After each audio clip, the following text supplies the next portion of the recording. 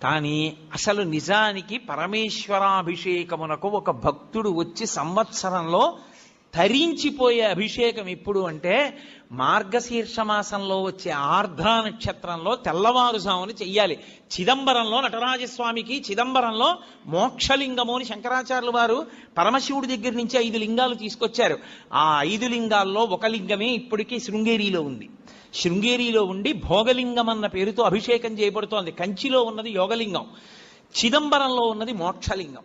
చిదంబరంలో ఉన్న మోక్షలింగానికి ఆర్ద్రాభిషేకము అని ప్రత్యేకం చేస్తారు. అసలు నిజానికి దానితో కలుపుకుంటూ ప్రతి శివాలయంలో మార్గశీర్ష మాస ఆర్ద్రా నక్షత్రం నాడు తెల్లవారుజామున 3-4 మధ్యలో చెయ్యాలి అభిషేకం.